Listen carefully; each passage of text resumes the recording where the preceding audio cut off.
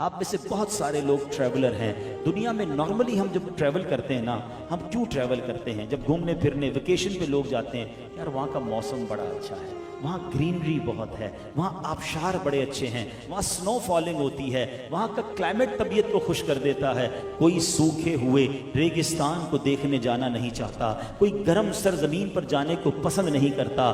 اللہ اکبر. مگر مجھے بتاؤ, جب سے نبی پاک مدینے گئے ہیں, دنیا کا کون سا عاشق ہے جو مدینے جانے کو نہ ترستا ہو؟ اللہ اکبر. اس پہ بڑی خوبصورت علماء نے ڈیبیٹ کی ہے کہ مکہ پاک اور مدینہ طیبہ, اللہ مالک ہے اس زمین کا, اللہ نے اپنا گھر ایسی جگہ کیوں بنایا جہاں دنیا کی کوئی خوبصورتی نہیں ہے؟ ارے رب کی ہی کائنات ہے, ساری زمین رب کی ہے. رب دنیا کی بیسٹ جگہ پر اپنا گھر بناتا جہاں پہاڑ بھی ہوتے, جہاں سمندر بھی ہوتے, جہاں آبشار بھی ہوتے, جہاں جھرنے بھی ہوتے, جہاں خوبصورت پرندے بھی ہوتے, اور وہاں کعبہ بھی ہوتا. اللہ اکبر. اللہ ہی کائنات کا مالک ہے. آپ کی 100 پراپرٹیاں ہوں, آپ کو اپنا گھر بنانا ہو, آپ ان 100 میں سے بیسٹ پراپرٹی پر گھر بنائیں گے کہ یار یہاں رہوں گا, زبردست جگہ ہے. رب نے کعبہ بنایا ایک ریگستان کے اندر. اللہ اکبر. علماء بڑی پیاری بات کرتے ہیں کہ اگر سوئٹزرلینڈ میں کعبہ ہوتا, اگر ناروے میں کعبہ ہوتا, اگر فرانس میں کعبہ ہوتا, تو لوگ کہتے چلو فرانس بھی گھوم لیتے ہیں, سوئٹزرلینڈ بھی دیکھ لیتے ہیں, ضمناً طواف بھی کر لیں گے. اللہ اکبر. کعبے کو جاتے مگر سیکنڈری کی پوزیشن میں جاتے. اللہ نے ایسی جگہ اپنا گھر بنایا جہاں دنیا کی اور کوئی خوبصورتی نہیں ہے.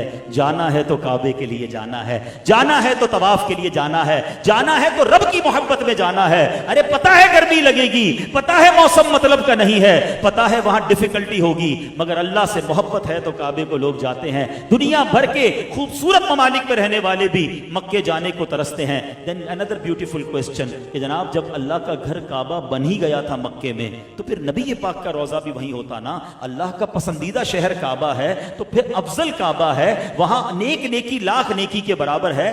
آقا پیدا بھی مکے میں ہوئے ہیں تو جناب پھر مسکن بھی وہیں بن جاتا, روضہ بھی وہیں بن جاتا, تاکہ دنیا سبحان اللہ کہتی کہ محبوب پاک جو ہے افضل ترین شہر میں ہیں. another relevant question, پورے ہفتے کا سب سے افضل دن وہ جمعہ ہے. جمعے کی فضیلت یہ ہے کہ جمعے کی فضیلت کے لیے پوری قرآن میں سورہ جمعہ نازل کی گئی ہے. اس کو دنوں کا سردار کہا گیا ہے. جمعہ کی ایک نیکی 70 نیکیوں کے برابر ہے. تو جب افضل دن جمعہ تھا تو رب کے حبیب جمعے کو پیدا کیوں نہیں ہوئے؟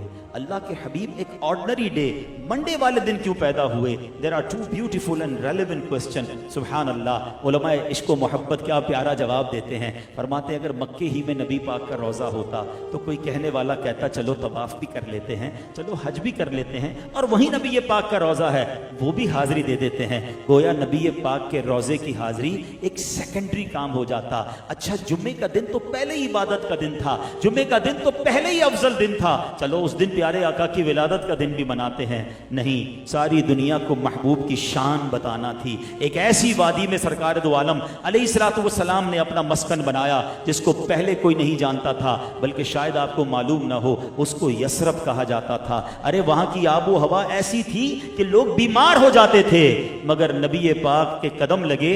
وہ شاعر لکھتے ہیں نا, جب سے قدم لگے ہیں رسالت مآب کے, جب سے قدم لگے ہیں رسالت مآب کے, جنت بنا ہوا ہے مدینہ حضور کا. میرے آقا کے قدم کیا لگے, ارے وہ فضائیں جو بیماری والی تھی وہ شفا والی بن گئیں. ارے مدینے کا غبار شفا والا بن گیا. یقیناً وہاں ریگستان ہے, وہاں ویسے گلستان نہیں ہے, مگر خدا کی قسم مدینے کے کانٹوں میں جو چاشنی ہے وہ یورپ کے پھولوں میں نہیں ہے. مدینے کے ریگستان میں جو مزہ ہے وہ دنیا کے باغات میں نہیں ہے, کیونکہ نبی پاک کے قدم لگ گئے. ذرہ ریگ کو دیا تو نے طلوع آفتاب. سبحان اللہ. اب ڈیلیبریٹلی جانتے بوجھتے عمرہ کر لیا, حج کر لیا.